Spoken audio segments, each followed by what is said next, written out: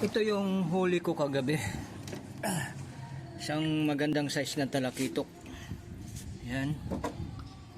Tapos ito, humpback snapper ito. Yan, ang ganda din ng size.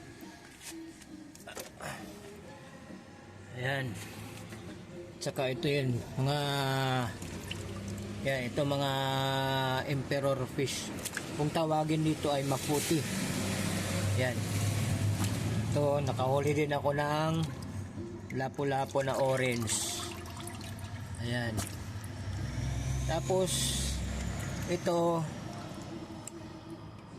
ang tawag dito ng mga local ay saka melon. Saka melon, yan. Tapos ito, ang tawag dito, nakalimutan ko na. Nakalimutan ko na. Yan. Ito, yan, nakarami din tayo kagabi. Yan. Medyo sinwerte ng konti. Yan.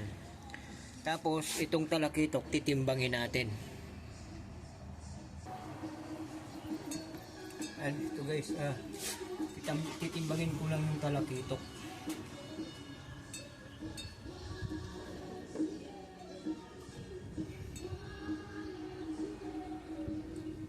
Yun, bali 7.51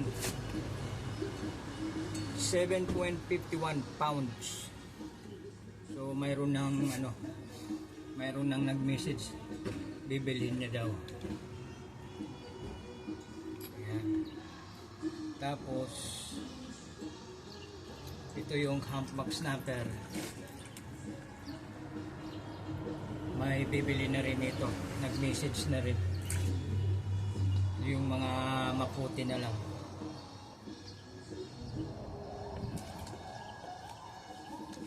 Ayan, yun, bali bawi ko na yung panggas ko.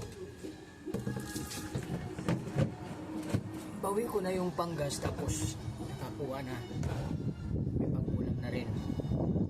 Kasi yung hindi mabinta, ulam na yun. O kaya pag hindi na namin ibibenta, ibig sabihin ulam na. Ibibenta ko lang yun para lang makabawi ng panggas, yun lang.